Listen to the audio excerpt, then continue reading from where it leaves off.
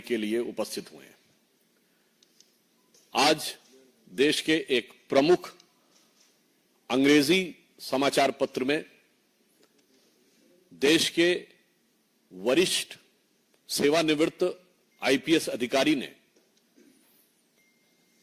एक आर्टिकल लिखा है जो उन्होंने वर्तमान समय में विश्व में सुरक्षा को लेकर हो रही गतिविधियों और भारत पर उसके पड़ने वाले प्रभाव की तरफ ध्यान आकृष्ट किया है।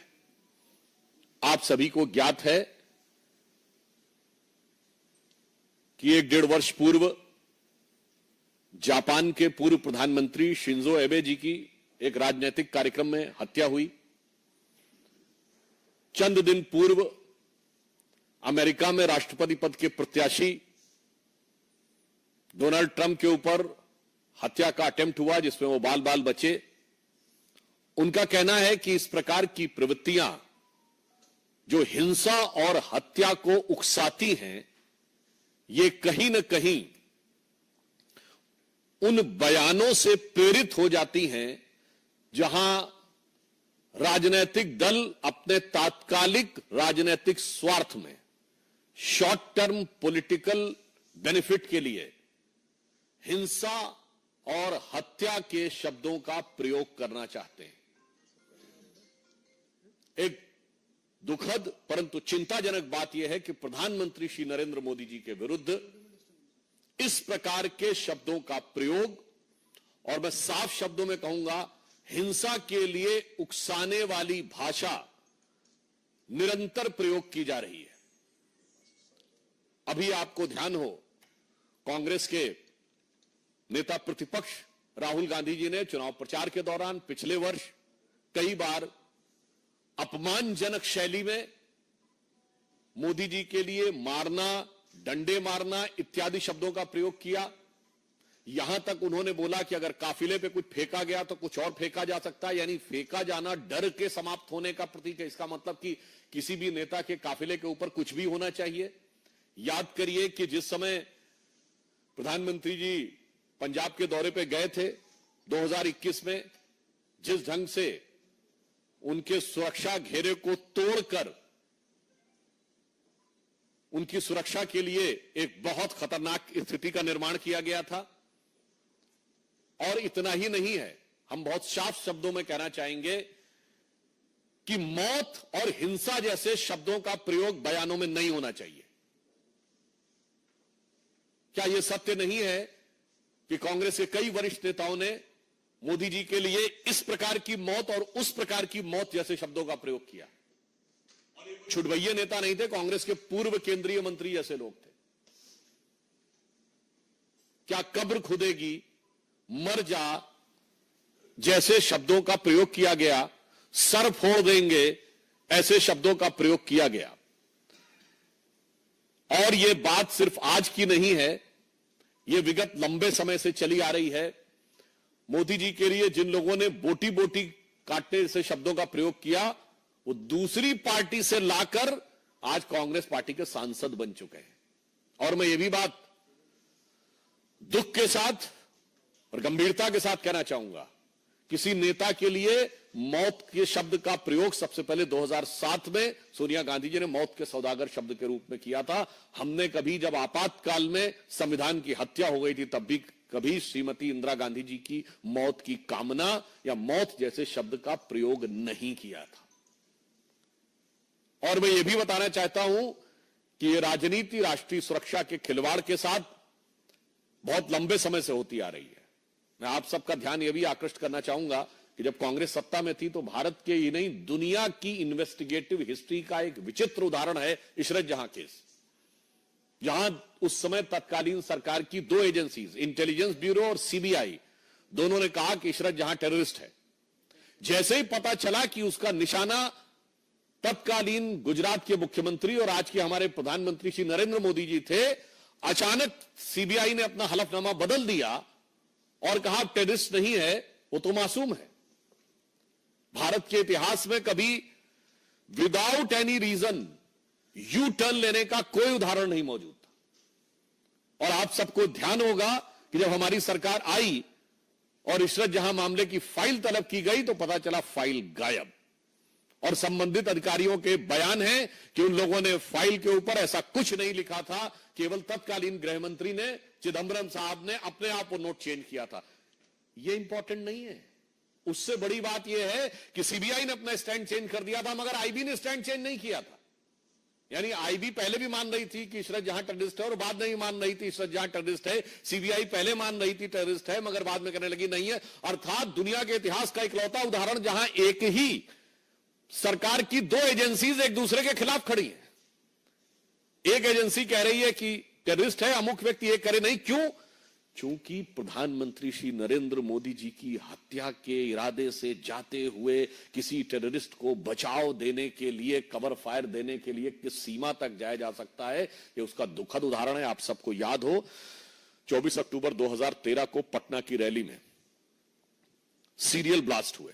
कांग्रेस की केंद्र में सरकार थी। मैं पूछना चाहता हूं क्या सुरक्षा व्यवस्था थी? नरेंद्र मोदी जी को Z+ सिक्योरिटी थी, और उसी सभा में हमारे तत्कालीन राष्ट्रीय अध्यक्ष और वर्तमान रक्षा मंत्री राजनाथ सिंह जी भी थे, उनके पास भी Z+ सिक्योरिटी थी सेंट्रल गवर्नमेंट की। दो नेता जिनके पास Z+ सिक्योरिटी हो सेंट्रल गवर्नमेंट की, और उसके लिए केंद्रीय सरकार ने क्या व्यवस्था की थी? इसलिए सुरक्षा और नेताओं की जान की कीमत पर राजनीति होनी चाहिए। इसके उलट हम बताते हैं, राहुल गांधी जी की यात्रा निकली, उनके बाद भी Z+ सिक्योरिटी है। कश्मीर में आप सब ने देखा कि कितने मधुर मनोभावों के साथ भैया और बहन बर्फ के गोलों के साथ खेल रहे थे उस संवेदनशील जगह पे। केंद्र सरकार ने व्यवस्था सुनिश्चित की। मणिपुर जैसी जगह पे जहां इतना संवेदनशील है, उनकी यात्रा निकली और पूरा रूट सैनिटाइज करना और सारी व्यवस्था सुनिश्चित की गई। इसलिए मैं कहना चाहता हूं कि भारत की राजनीति में राजनीति अपनी जगह है, नेताओं के साथ प्रतिस्पर्धा अपनी जगह है, मगर प्रधानमंत्री श्री नरेंद्र मोदी जी के विरुद्ध जो राहुल गांधी ने शब्द बोला था संसद में, मैं याद दिलाना चाहता हूं, हिंसा हिंसा हिंसा,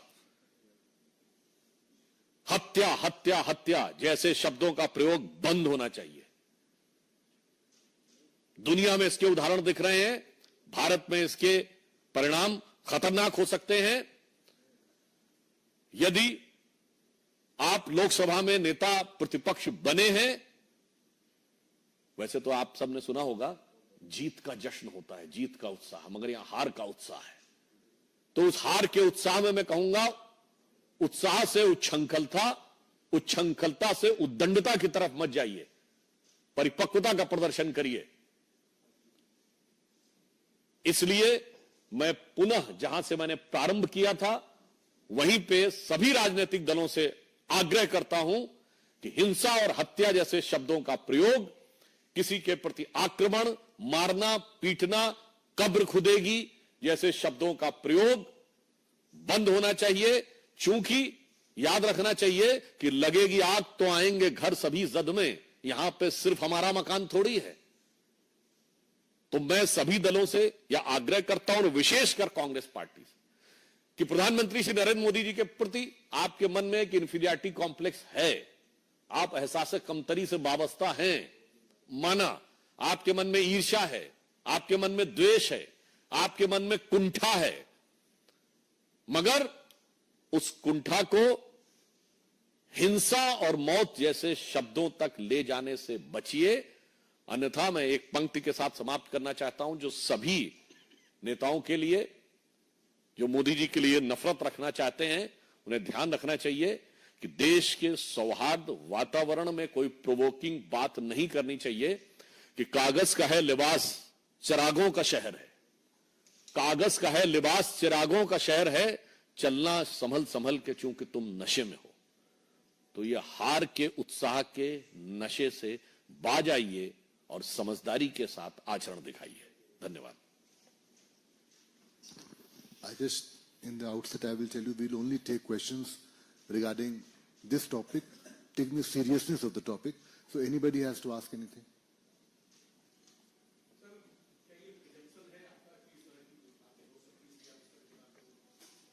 आप प्रिजम्पशन का विषय यह है कि जब आप इस प्रकार का वातावरण बोलते हैं, मैं पूछना चाहता हूं कि नफरत की दुकान में कौन कौन से जहर बुझे सामान है। ये मोहब्बत की दुकान में ही हत्या और हिंसा शब्द आ रहे हैं। आधा दर्जन हत्या रिलेटेड वर्ड हैं। इसलिए हम यह कहना चाहते हैं कि इस गंभीरता को समझें, और अगर कोई नेता इसको नहीं समझ रहा तो मैं समझता हूं कि वो भारत की राजनीति में नेतृत्व करने के योग्य नहीं। रविंद्र भाई,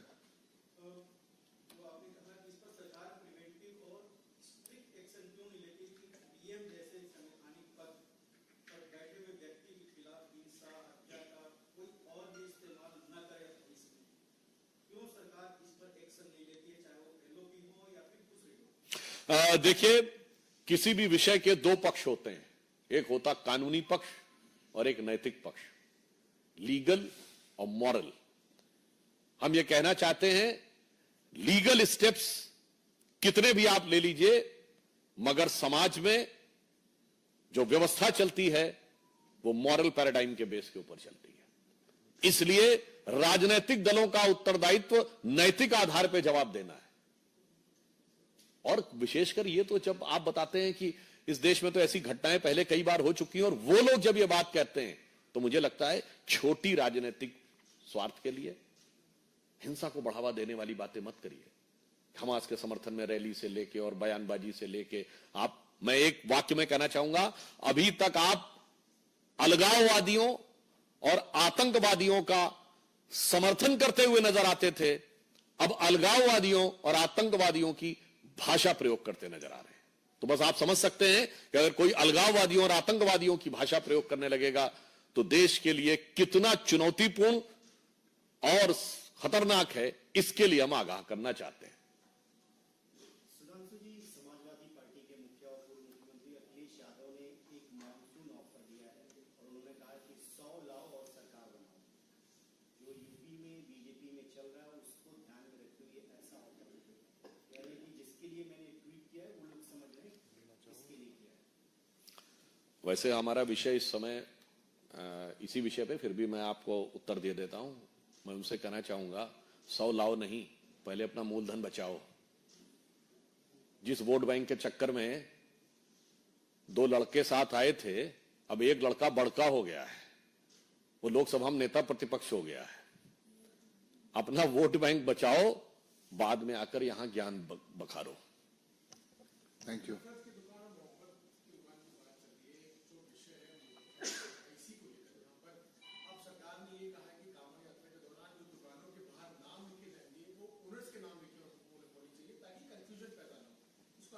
देखिए, ये एक प्रशासनिक विषय है, सुरक्षा और संवेदनशीलता का विषय भी हो सकता है। कहीं पर कोई ऐसी चीज सिक्योरिटी रिलेटेड होती है तो वो सरकार अपने, मगर मुझे